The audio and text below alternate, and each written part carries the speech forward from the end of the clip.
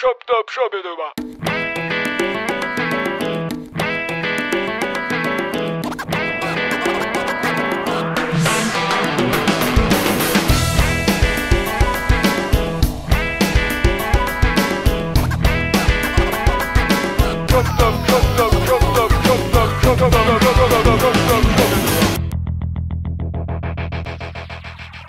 Pourquoi doit-on noter l'état des quadras même quand ils sont vides?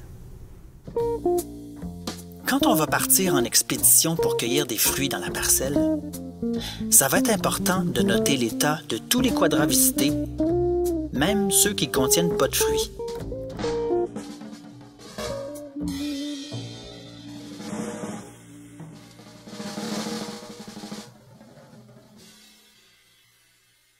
On doit connaître le nombre total de quadras visités pour pouvoir calculer avec précision la productivité d'une espèce dans la parcelle. Pour faire le calcul, on doit tenir compte de deux choses.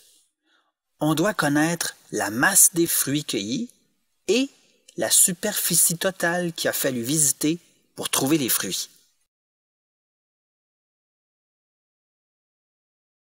Donc, on doit tenir compte de tous les quadras, même les vides. Si on connaît la superficie totale des quadras visités et qu'on connaît aussi la masse de fruits qu'on a trouvés dans les quadras, eh bien, ça nous permet de déterminer la productivité d'une espèce. Par exemple, on pourrait dire qu'on a trouvé 300 grammes de bleuets par mètre carré. Et ça, le 300 grammes par mètre carré, bien, ça correspond à la productivité des plants de bleuets dans la parcelle. Mais qu'est-ce qui se passe si on ne tient pas compte des quadras vides?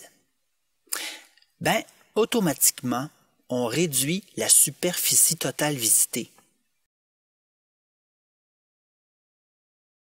Donc, dans le calcul, plutôt que d'obtenir une productivité de 300 grammes de bleuets par mètre carré, on obtient par exemple 600 grammes par mètre carré.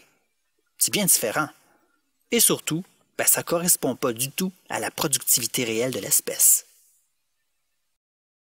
Donc, en résumé, en fait, c'est très simple. Pour calculer la productivité d'une espèce, tout ce qu'on a besoin, c'est de connaître la superficie totale des quadras visités, plus la quantité de fruits qu'on a récoltés.